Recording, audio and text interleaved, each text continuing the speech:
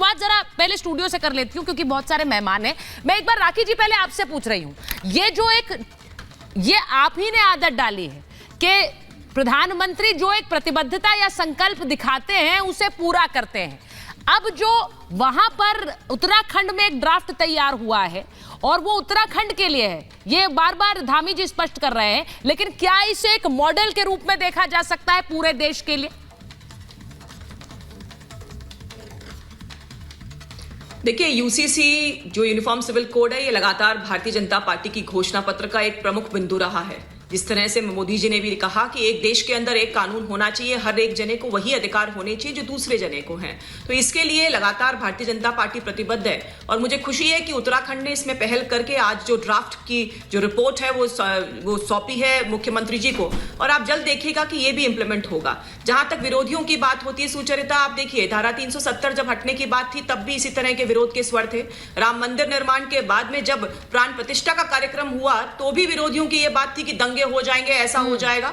3 तलाक के बाद भी इसी तरह के स्वर थे, लेकिन मोदी जी हैं तो मुमकिन है। जब उन्होंने ठान लिया है कि जो संविधान की आर्टिकल 44 की भावना है कि एक देश में रहने वाले लोगों की जो एक ही अधिकार, एक ही उनको स्वतंत्रता मिलनी चाहिए, और वही काम तभी संभव है जब एक दृढ़ निश्चय के साथ में एक मजबूत सरकार सेंटर में काम कर रही है। और कई ऐसे उदाहरण है जबकि मोदी जी ने एक दृढ़ निश्चयता के साथ में हर काम को करने का काम किया, और आप देख लीजिएगा कि जनता के विश्वास के साथ में इस टारगेट को भी इंप्लीमेंट किया जाएगा, क्योंकि उन्होंने एक सही रास्ते पर देश को ले जाने के लिए, उनको विकसित राष्ट्र बनाने के लिए जो काम किया है, जिससे कि इंटरनल जो लोगों के बीच में प्रेम भी रहे, भाव भी रहे, और वही चीज भेदभाव का भाव कहीं पर भी नहीं हो, इस चीज को सुनिश्चित करने के लिए ये एक लाया गया कदम है जिसका मैं बहुत स्वागत करती हूं। और मुझे उम्मीद है कि सभी राज्यों के अंदर, इनफैक्ट उत्तराखंड के बाद में गुजरात में भी इस बात की शुरुआत हो चुकी है, वहां भी कमेटी बन गई है, वो भी जल्दी रिपोर्ट पेश करेगी। ग्रेजुअली पूरे देश के अंदर एक यानी कि मंशा बिल्कुल साफ है। मैं बार बार कह रही हूँ एजेंडा जो है क्या 24 का लॉक हो गया है? वारिस पठान साहब आ गए, एमआईएम के प्रवक्ता हैं। वारिस साहब ये बताइए, समानता का कानून है यूसीसी, यूनिफॉर्म, उसके नाम में ही यूनिफॉर्मिटी है,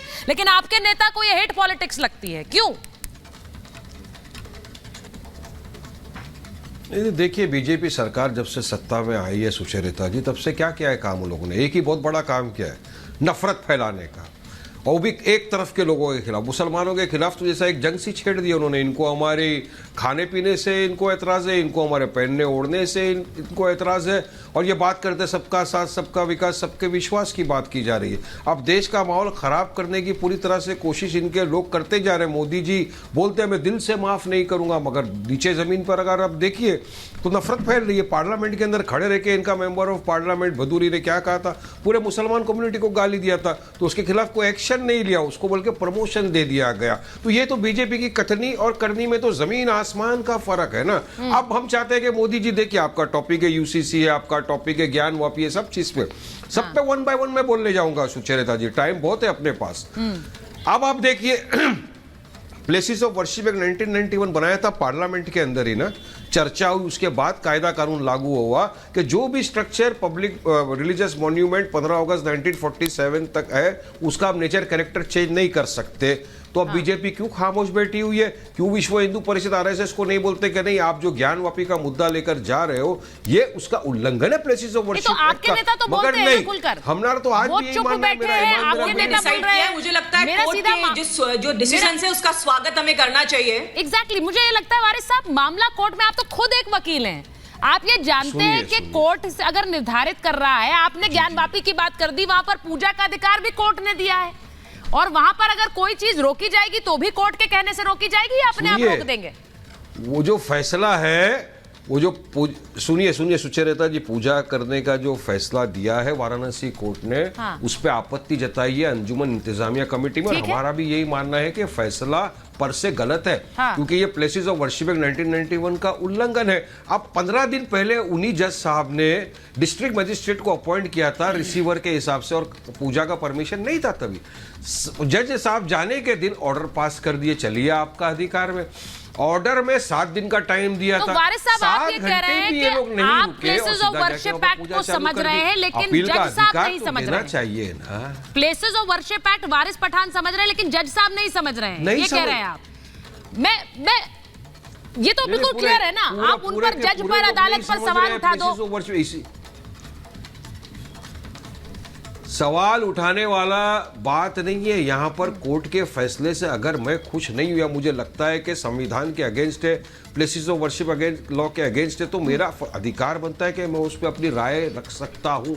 मैं अपनी राय रख रहा हूँ और इसीलिए तो अंजुमन इंतजामिया कमेटी सुप्रीम कोर्ट में गई। सुप्रीम कोर्ट ने कहा इलाहाबाद हाई कोर्ट में तो यूसीसी पर भी अपनी राय रखिए ना। यूसीसी पर मैं पूछ रही हूँ कि मुझे फिर स्टूडियो में आना है अपने मेहमानों के पास, लेकिन यूसीसी पर मैं पूछ रही हूँ, एक ड्राफ्ट तैयार हो गया है वहां उत्तराखंड के लिए।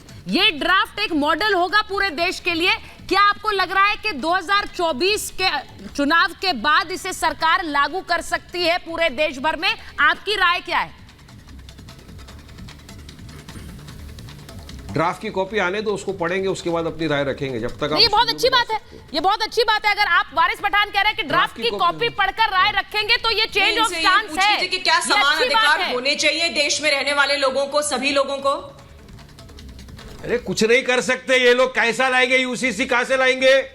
कहां से लाएंगे यूसीसी? हर बार खड़े रह के बोलते हैं यूसीसी लाएंगे। अरे हमारा देश में सर यही 370 के लिए भी आप कहते थे कि कैसे हटाएंगे, हर राज्य का खून की नदियां बह जाएंगी, हटाकर दिखाएं 370 कैसे हटेगा? आप लेके ये आ कहते जाते थे कि हो नहीं कहते थे? ज्ञानवापी का उसमें यूसीसी को आप लेके आ जाते हो।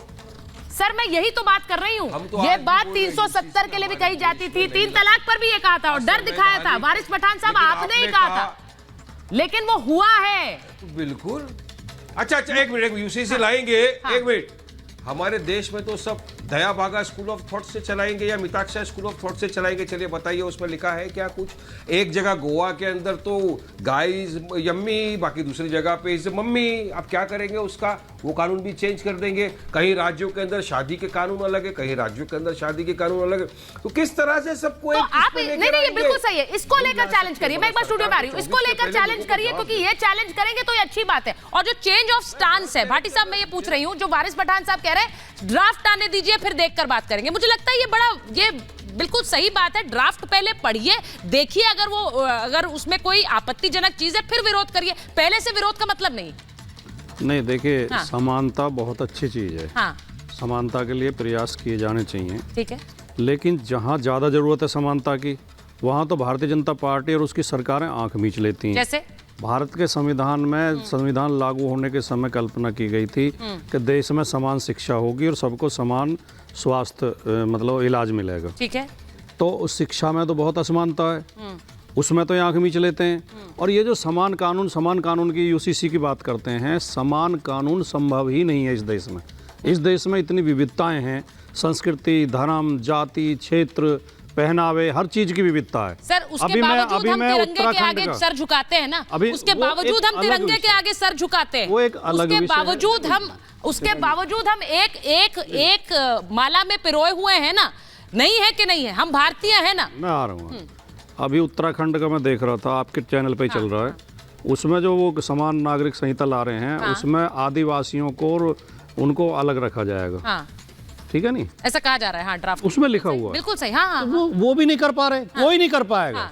हाँ, ये कहा जा सकता है कि जहाँ समान एक जैसे कानून की जरूरत है, जैसे खास तौर से एक तो अपराध के मामले में, संपत्ति के मामले में वो बनाए जा सकते हैं। शादी के मामले में दिक्कत नहीं है। गोद लेने के मामले में, शादी विवाह के मामले में समानता हो ही नहीं सकती। क्यों नहीं हो सकती है? अरे आपको क्योंकि महिलाओं का हक छीना जाता है भाटी जी। उसमें पुरुषों का कोई वो बात नहीं कर रहा। अधिकार हनन नहीं है, महिलाओं के अधिकारों का हनन होता है। मैं बताता हूँ आपको। मैंने एक बहुत अच्छे लेखक की एक पुस्तक है, भारत की विवाह संस्थाएं, मतलब भारत की वैवाहिक पद्धतियां, ठीक है, मैंने वो पढ़ी।